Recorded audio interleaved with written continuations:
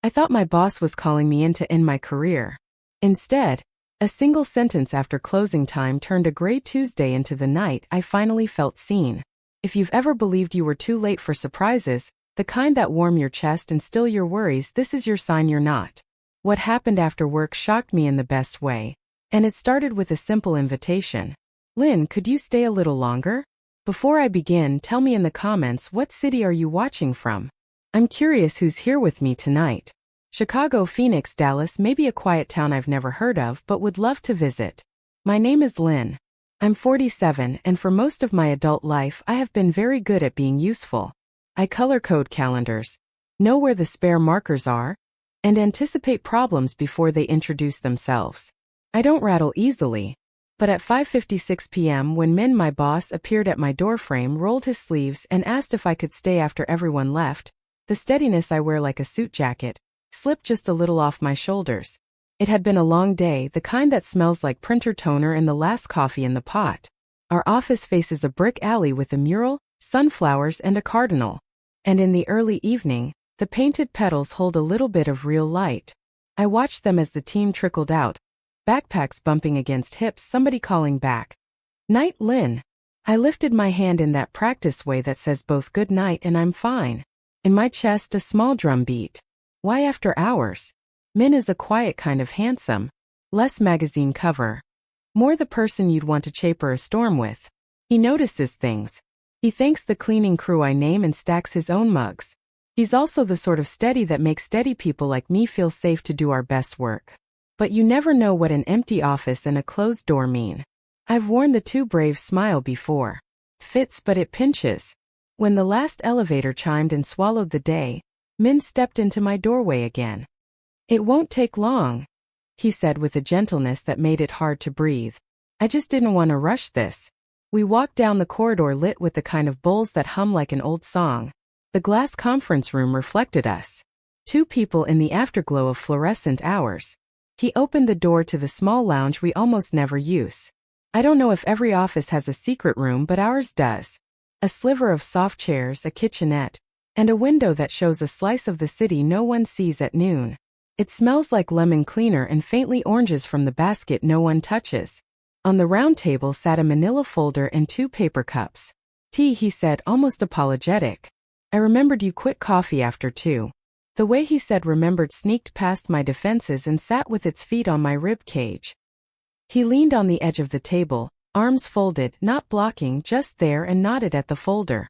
"We landed the Midtown proposal because of your redline notes."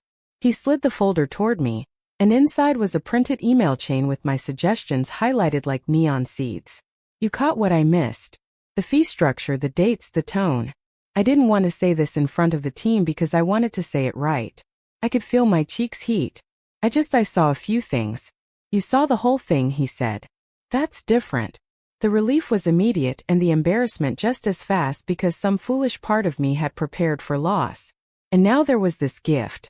He looked at me not the way bosses look at performance charts, but the way people look when they're measuring whether a bridge can hold them. "Lynn, you've been caring so much. You make everyone else better. I should have sent that sooner." He cleared his throat. "I also wanted to ask you something that isn't about contracts." A pause, and in that pause the air shifted softer, warmer, like stepping into a sunstripe on a wooden floor. "I'm listening," I said. I kept my voice light, though it felt like it had weight. "There's this small rooftop 2 floors up. It's not fancy, but it's quiet, and they put string lights out last month. We could go look at the city for 10 minutes. No pressure, only if you'd like." My surprise was so complete it almost made me laugh. The man who tracks budgets down to commas was inviting me to look at lights after work because he remembered I like in between hours when the day's volume is turned down and you can hear yourself again. This man knew that about me, and he thought to offer something that precise. It was simple, and in that simplicity extraordinary. "I'd like that," I said. And the truth of it sounded like it had been waiting patiently in me for a long time. We took the stairs. The rail was cool under my palm, and somewhere a vacuum cleaner hummed its evening prayer. On the roof, a rectangle of sky, bruised purple, held its breath. The string lights were the cheap kind from the hardware store, but he know how they can be. Their glow is soft, like someone cupping a candle with both hands. The wind played with my hair. The city below moved in quiet diagonals, headlights, dog walkers, the sizzle of a distant kitchen. Min didn't stand too close. He didn't stand too far. He just stood with me like we were holding up the same piece of sky. I haven't known how to say this. He started. The voice he uses in boardrooms melted into something more human. You've been more than essential. You make the place kinder. And sometimes I catch myself wanting your opinion on things that have nothing to do with work, whether I should repaint my living room or try that diner on 9th. And I stop because I'm your boss and a line is a line. He smiled, tentative. I think you know I respect lines. I did. And there on the quiet roof that felt like a pocket in the city's coat, I realized respect was the reason I wasn't afraid. There was no rush in him, no hunger dressed up as charm, no story sharper than it needed to be. Just a man who had thought this through and chosen kindness first. I care about lines too, I said. And I care about this feeling of being seen, and maybe I haven't let myself be seen in a while. We stood in the good silence that lives between honesty and whatever comes next. A pair of pigeons landed near the vent and regarded us with bureaucratic boredom. Somewhere below a siren trailed off. Time is strange in moments like that, both taut and generous. Would it be all right if I asked something clearly? He said at last. No assumptions, no expectations. Please ask, I said. Would you be comfortable if I held your hand, he said, while we look at the city for a minute? If the answer is no, I'll be grateful you told me. It was the kindest question I'd heard in years. Not a sweep or a net, just a hand extended, palm up. Consent has a sound when it's genuine. It's quiet enough to hear the rest of you. My yes rose from a place that knew its own value. I would be comfortable with that. He waited even after my yes, gave me a beat to breathe, then reached for me with a touch that said, "You're allowed to set the pace." Our fingers fit in the ordinary way hands do when they're not forced to perform. Simple, warm, human. It startled me how safe it felt to be held like that. No fireworks. Or maybe the fireworks were very small and just for us. Like a child's sparkler tracing invisible cursive in the air. We talked about inconsequential things that were somehow the most consequential. The grocery store that plays 80s balance, the way his late father used to fold dish towels, my recent obsession with small batch marmalade that tastes like sunset. The string lights brightened as the sky dimmed, and I realized I hadn't checked the time in 20 minutes. My phone was somewhere, but I didn't care where. When we finally walked back downstairs, the stairwell echoed a little, as if it had been listening. In the lounge, he poured more hot water for tea. Steam braided up between us like a ribbon. He nudged the folder again. There's one more thing. The Mitem project. I want you to co-lead it. Title change, salary adjustment, the whole real thing. Not because of tonight. Because of every day you've been the backbone. I had to sit down.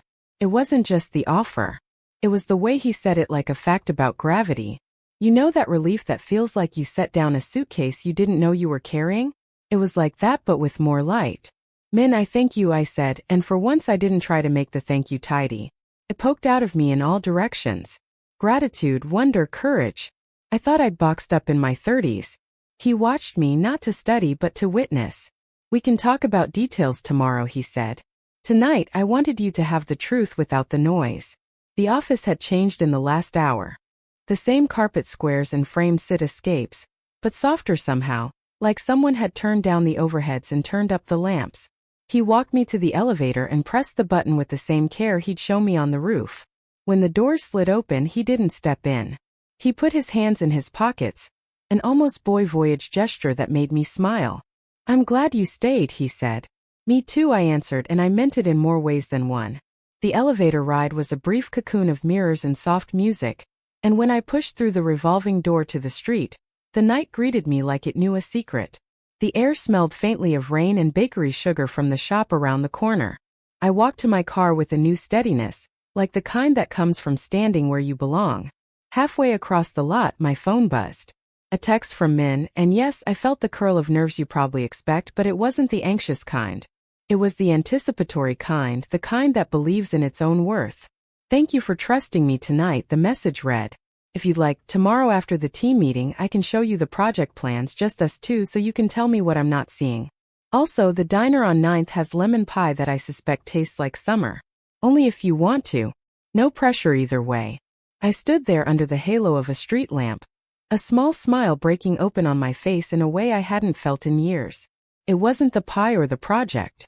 It was the permission to want, to ask, to answer at my own pace. I typed slowly, carefully, because care is what had been offered to me. I'd like that. I wrote both the plans and the pie. On the drive home, the radio spun a saxophone line that made every intersection feel cinematic. I caught my reflection at a red light, and barely recognized the woman looking back. Not younger exactly, but lighter, like a curtain opened in a room I'd left dark out of habit. I realized then that shock, when it's kind, doesn't rattle you. It rearranges you gently, the way a good tailor fits a jacket until it feels like it was made for you all along. At home, I placed my keys in the bowl by the door and hung my coat on the hook that always wobbles. I boiled water for my own tea and leaned against the counter as the kettle whispered. My phone lay face up on the table. Quiet now. I didn't need it to glow to know something was illuminated.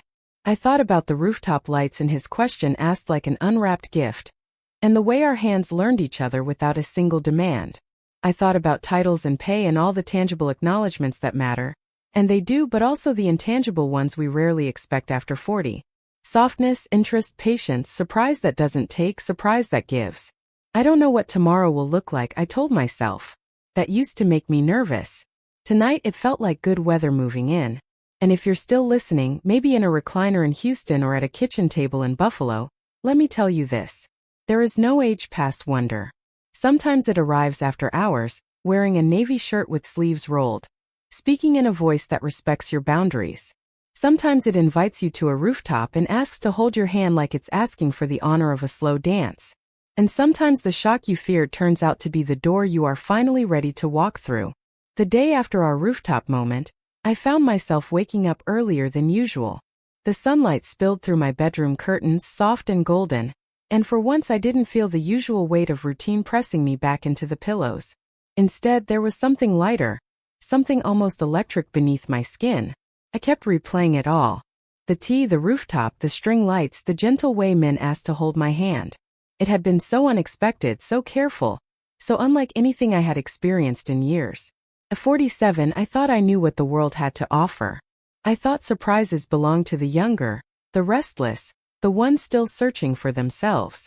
But here I was standing at my bathroom sink, brushing my hair, and realizing I had underestimated life. The mirror reflected a woman who, for the first time in a long while, had color in her cheeks, not from makeup, but from something as simple and profound as being seen. When I got to the office, the day began like any other. Colleagues hurried in, balancing coffee cups, laptops, and half-formed conversations. The printer hummed, the phones rang, and someone laughed too loudly near the reception desk. Everything looked the same, but my world felt different. And then there was Min. He moved through the office with his usual composure, but when his eyes caught mine from across the room, the connection was unmistakable. It wasn't dramatic or obvious, just a flicker of acknowledgement, a spark held in plain sight. For anyone else it would have been nothing. For me it was everything. Late of that morning, he gestured subtly toward his office. I followed, my pulse quickening, though outwardly I kept my steps steady. Inside, spread across his desk, were the Midtown project plans. He smiled lightly. I thought we could review these together before the team dives in. His voice carried the same warmth I remembered from the rooftop. Professional, yes, but threaded with something more personal. We sat side by side, our shoulders just far enough apart to remind us of the space between, but close enough for me to feel his presence. We flipped through pages, exchanged ideas, and filled the margins with notes. Every so often our eyes met over the paper, and each time it happened, it felt like a quiet affirmation. There was no need for big declarations. The silence between our words was saying enough. By noon, Min leaned back and set his pen down. "I think it's time," he said with a small grin. "For the diner?" I asked. "For the pie," he confirmed. The walk there was simple, just two people crossing city blocks, but the air felt different. The autumn breeze carried the faint scent of roasted chestnuts from a street vendor, and the leaves rustled like they knew a secret. Min walked close enough that I could feel the warmth of his presence, but never once did he rush me or press into my space. That respect, that patience made me trust him more than any grand gesture could. Inside the diner, the clatter of silverware and the low murmur of voices wrapped around us like a familiar song. We slid into a booth by the window, and for the first time in years, I felt like I wasn't just passing time. I was living in it. Min ordered his usual coffee while I chose tea.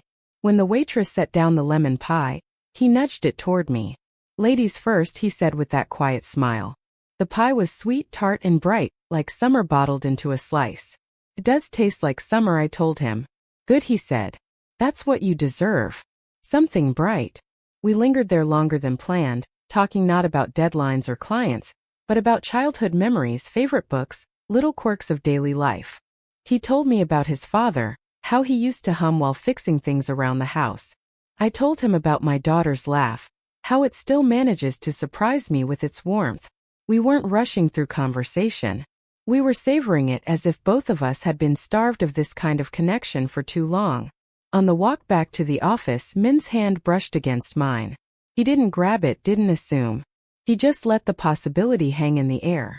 This time it was me who reached back, threading my fingers gently through his.